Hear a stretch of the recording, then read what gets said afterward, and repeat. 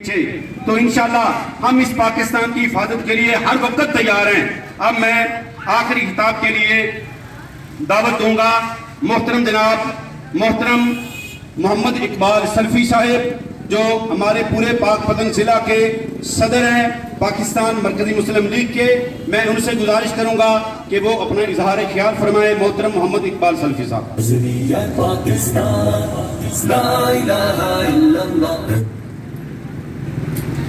السلام علیکم ورحمۃ اللہ وبرکاتہ۔ الحمدللہ وکفا وسلام علی عبادہ الذین اصطفیٰ، اما بعد۔ لا الہ الا اللہ پر ہم سب کی جان قربان ہے۔ نظریہ پاکستان ہی بقائے پاکستان۔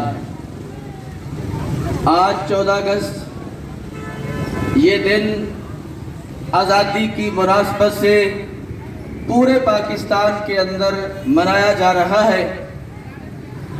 اس 14 اگست کے دن ہم سب پاکستان کے حوالے سے چند باتوں کا اعادہ کریں گے۔ یہ ملک ہمارے آباء و اجداد نے لاکھوں قربانیاں دے کر حاصل کیا۔ اس کے لیے کروڑوں لوگوں نے اپنے گھر بار چھوڑ کر ہجرتیں کی، اپنے علاقوں کو چھوڑا اور اس لا الہ الا اللہ محمد رسول اللہ کے نام پر بڑھنے والے پاکستان کے اندر وہ آئے۔ عزیز بھائیوں، جب سے یہ ملک بنا ہے اس وقت سے اس ملک کے خلاف سازشیں شرارتیں ہو رہی ہیں، اور اس ملک کو توڑنے میں اپنے بیگانے دانستہ یا دانستہ توڑنے میں اپنا کردار ادا کر رہے ہیں۔ عزیز بھائیوں، یہ ملک کتنی بڑی نعمت ہے۔ اس نعمت کا پوچھنا ہے تو فلسطین کے مظلوم مسلمانوں سے پوچھو کہ جن کو آزادی نہیں، جن کے 90% گھر اسرائیل نے ظلم کر کے، بربریت کر کے، بمباری کر کے، بلڈوزر چلا کے ملیا میٹ کر دیے، وہ مسلمان، فلسطین کے مسلمان آج کیمپوں میں رہنے پہ مجبور ہیں۔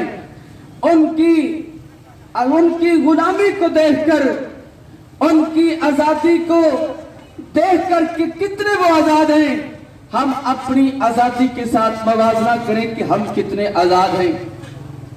تھوڑی سی اگر ہمیں کوئی تکلیف پہنچتی ہے، ہماری انا کو ٹھیس پہنچتی ہے، ہم پاکستان کو کوسنا شروع کر دیتے ہیں۔ میرے بھائیوں، اگر ہم سمجھتے ہیں کہ پاکستان کے لوگوں کے اندر کوئی غلطی ہے، ان غلطیوں کی اصلاح کی جا سکتی ہے، نہ کہ اپنے لوگوں کی غلطیوں کی وجہ سے اپنے گھر کو برباد کیا جائے۔ جس طرح گھروں کے اندر لوگ غلطیاں کرتے ہیں تو اپنے گھروں کو تباہ نہیں کرتے بلکہ اپنے گھروں کی اصلاح کرتے ہیں۔ یہ پاکستان ملک ہمارا ملک ہے، ہمارا گھر ہے۔